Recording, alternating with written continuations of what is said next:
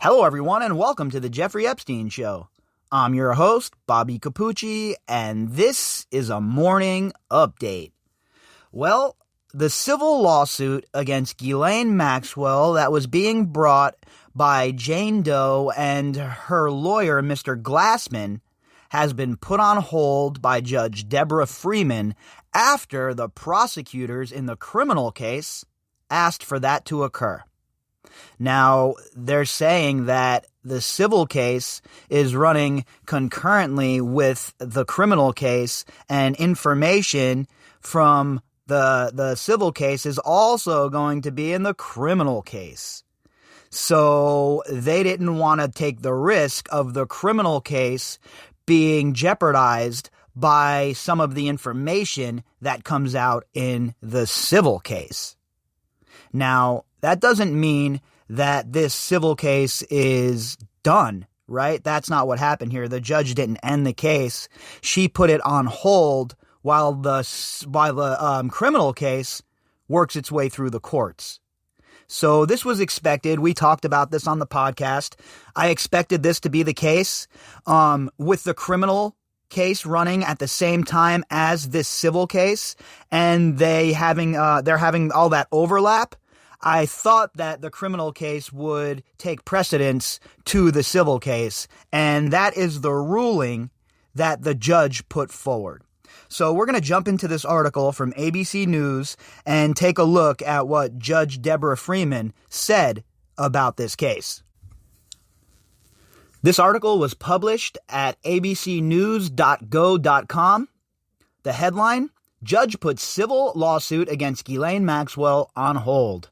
To continue would adversely affect the criminal prosecution, they argued. The author of this article is James Hill.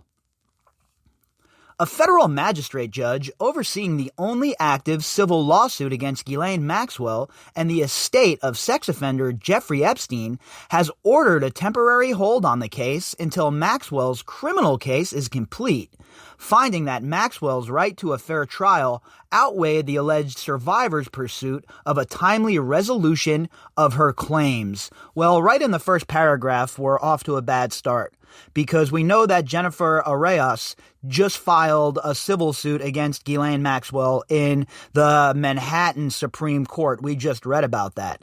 And it's not even mentioned here in this first paragraph, so not off to a great start. Should discovery in the civil action proceed, Maxwell would be forced to decide whether to defend herself by making pretrial disclosures and giving deposition testimony, or to invoke her Fifth Amendment privilege against self-incrimination, wrote U.S. Magistrate Judge Debra Freeman in her order this week. This legitimate concern, made more real and immediate by the active posture of the criminal case, militates in favor of a stay. And as shitty as it is, right? As much as I want to see all of these go to discovery and trial and all of that, I think that the criminal case most certainly is the most important case right now. And also, I think that if and when Ghislaine Maxwell is found guilty, it's going to really strengthen this civil case moving forward as well, right? Because now the courts have already found her guilty. I would have a hard time believing that a jury would not be awarding mega bucks to somebody who brings the case against Maxwell, right? So I understand that Jane Doe here wants to press forward with her claim, but also at the same time, we have to remember that it looks like her allegations here, Jane Doe's from the civil case, are also being used in that criminal case. So it's not your typical situation, right? And it's one of those situations where I think that the criminal case must be put a rung above at this point. Federal prosecutors had asked Freeman earlier this month to halt proceedings in the lawsuit, which was filed in January by an alleged child sex abuse survivor against Maxwell and Epstein's estate. Prosecutors told the judge that there is a significant risk that proceeding with the case would adversely affect the ongoing criminal prosecution against Maxwell. And now, remember what we always talk about. These people like Ghislaine Maxwell, she's not up there to argue her innocence, right? She's looking for loopholes. She's looking for technicalities. And if you run both of these cases concurrently, you're going to give her law team the ability to exploit loopholes or technicalities and get her off of those criminal charges, perhaps. And I don't think anybody wants to see that. In a letter from Audrey Strauss, the acting U.S. Attorney for the Southern District of New York, prosecutors asserted that there is a factual overlap between the civil and criminal cases that could result in a premature disclosure of evidence and testimony from witnesses who may be called upon in both cases. And that's exactly what I was just talking about. The overlap from these cases is obvious, and it's obvious that Jane Doe and her allegations are one of the allegations being prosecuted criminally. So I would think that if the prosecutors got with her legal team and everybody sat down and discussed what was going on, that they could come to a proper resolution here and give Jane Doe a peace of mind that she is more than able to pursue her claims after the criminal case winds up. Because, again, I think that the criminal case and Ghislaine Maxwell going to prison for what she has done is the most important thing we have going on here. And I also believe, obviously in my opinion anyway, I'm certainly not a specialist on the matters of the estate or suing estates, but I think that it would lend some strength to the claim in civil court if we're talking about somebody who is already indicted and sentenced in a criminal case that relates to the civil one.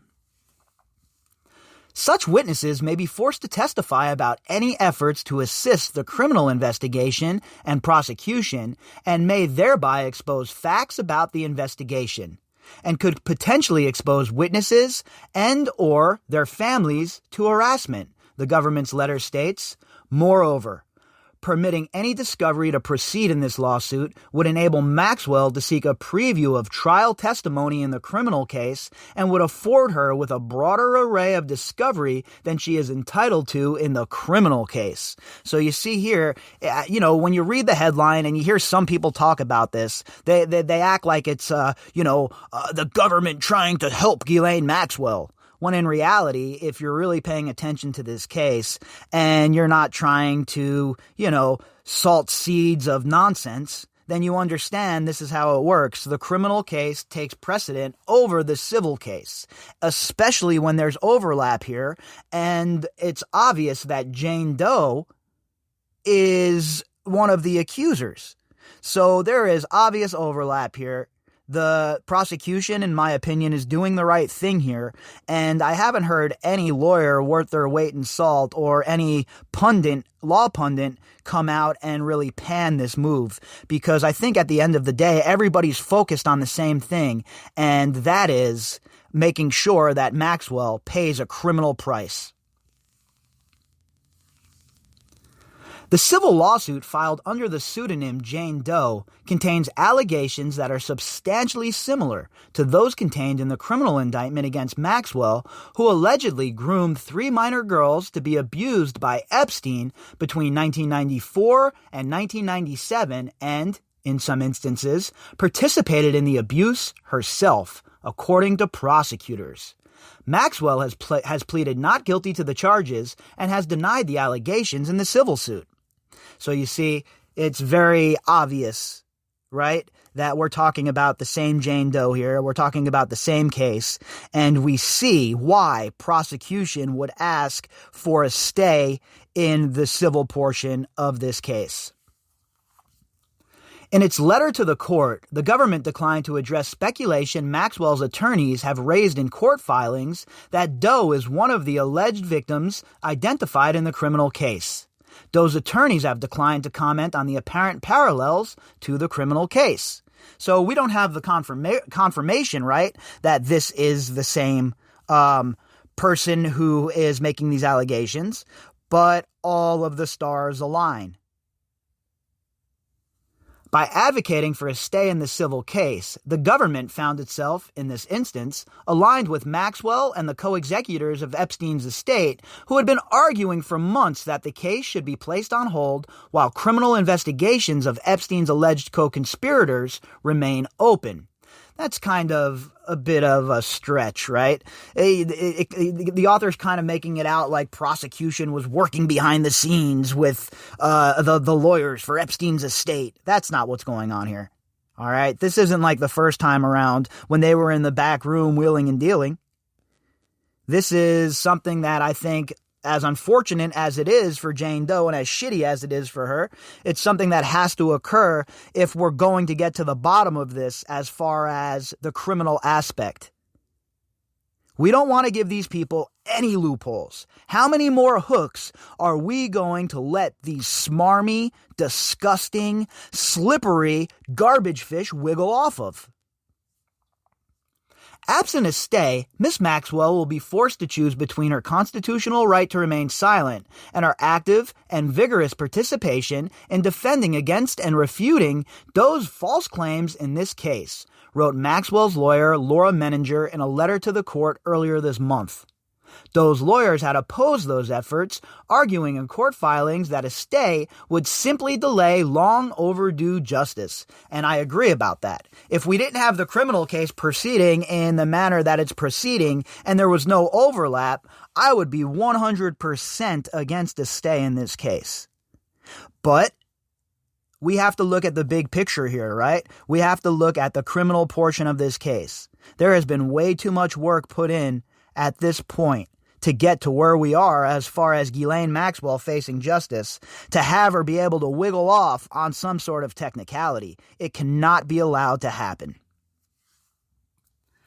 Doe is seeking to hold defendant Maxwell accountable for the heinous and sick sexual acts she committed against her over the course of several years when she was just a child, wrote her lawyer, Robert Glassman of Panish, Shea & Boyle, LLP, in a letter to the court. She is best served by pressing forward with her claims, not waiting even longer for justice. I don't agree with that. I do not agree with that because her case isn't going to be over in a day either, right? They have to go through the process. The wheels of justice have to turn. So I think that the criminal portion of this case is where the focus should be. And I think that Mr. Glassman here should be focused on helping the prosecution with whatever sort of information that he thinks is necessary for their prosecution to move forward in an expedited manner. Because the faster the prosecution moves of Ghislaine Maxwell in the criminal manner means the quicker they can get to the civil portion. Of more than 30 women who brought legal claims against Epstein's estate following his death last year, Doe was the only accuser who declined to voluntarily put her lawsuit on hold to pursue an alternative resolution via the Epstein's Victims Compensation Fund, a non-adversarial program established by the estate that began evaluating claims in June. Again, Jennifer Arraias just filed a civil suit as well in the Manhattan Supreme Court. So that's two girls now, right? Two ladies who aren't involved in the compensation fund. At least it would look that way from Jennifer Arraias' newest filing. Doe alleges in her complaint that she was first approached at age 13 by Epstein and Maxwell in 1994 at a summer camp at the Interlochen Center for the Arts in Michigan, and that a months-long grooming process by Epstein and Maxwell continued after she returned home to Florida. And we covered that when that story came out. We discussed that at length and how Maxwell and Jeffrey Epstein groomed this young lady and subsequently sexually assaulted her. Doe, now 40, alleges that the sexual abuse by Epstein escalated over the next few years as Epstein and Maxwell asserted control over her life. She claims she was sexually abused at Epstein's homes in Florida, New York, and his ranch in New Mexico, and that she would often travel to those locations with Epstein and Maxwell on one of Epstein's private jets. Well, we know for a fact that there was some funky shit going on in New Mexico. And we also know for a fact that there still is not an investigation running in New Mexico. As usual, my question is, why? What is going on in New Mexico that makes them so adverse to doing a real investigation to what occurred at Zorro Ranch? Epstein's system of abuse was facilitated in large part by his co-conspirator and accomplice, Maxwell, who helped supply him with a steady stream of young and vulnerable girls, the complaint said. During Doe's time in New York, Maxwell also regularly facilitated Epstein's abuse of Doe and was frequently present when it occurred. So, we know how heinous these claims are by Jane Doe. We know that Ghislaine Maxwell and Jeffrey Epstein, according to her, abused her and sexually assaulted her for quite some time. And Jane Doe most certainly deserves her day in court. And with the greater case, the criminal case, she and the rest of the survivors are going to get it. And then after that, after Maxwell's prosecuted, after Maxwell is sentenced, then Jane Doe will be able to pick this lawsuit back up, the lawsuit here, the civil lawsuit, and pursue it all the way home. Maxwell formally requested a stay in Doe's case last month, arguing that Doe had failed to articulate a cogent reason for wanting to press ahead with her lawsuit while the criminal case is ongoing and while Doe can choose to present her claims to the estate's compensation fund. If it is money she seeks, she can pursue it in the claims program, Menninger wrote in a letter to the court last week. If it's justice she seeks, the criminal case will resolve those issues one way or the other. Oh, Laura Menninger, big mouth Menninger. Guess what? She's going to go after it both ways, right? She's going to get the money she seeks, right? And there's going to be justice. So enjoy your last few months milking Ghislaine Maxwell for thousands of dollars an hour, because no matter what you or the rest of those defense attorneys do, your client is spending the rest of her natural life in prison. Doe's lawyers countered that a stay of the case would deprive her and the public with an opportunity to learn long-hidden information about Epstein's alleged criminal sex trafficking operation and Maxwell's alleged role in it. That is for sure, if it wasn't for the criminal case running at the same time, because we're going to learn all of that stuff in the criminal case as well. We're going to learn that, all of that and more, because remember, Ghislaine Maxwell is not going down alone. You can mark my words on that. Write it down, ship it home, get it notarized. Maxwell is not going down alone in this. The continuation of this last remaining civil avenue can furnish the public with critical information as to defendant Maxwell's well-known criminal enterprise, how it was operated, and all of those involved. A stay of the civil proceedings would provide what defendant Maxwell has sought for years, concealing her heinous acts from public view, Glassman wrote to the court last month. I agree, right? If it wasn't for the criminal case, I think Mr. Glassman is spot on with everything he's saying. And I don't disagree with their position, right? I think that if Doe wants to pursue this all the way to a jury trial, then that's her prerogative.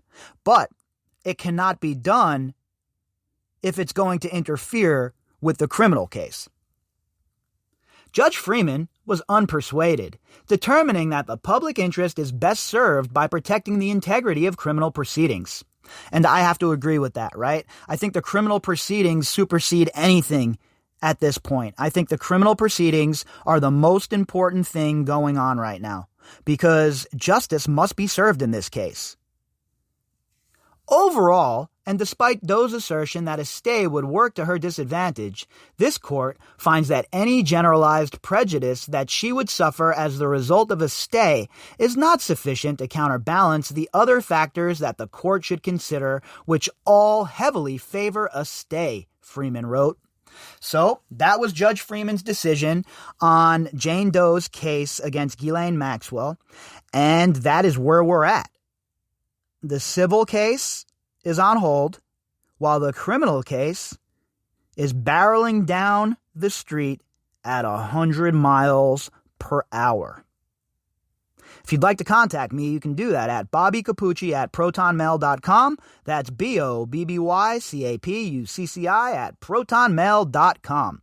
You can also find me on Twitter at BOBBY_CAPUCCI. All right, everybody, we'll be back later on.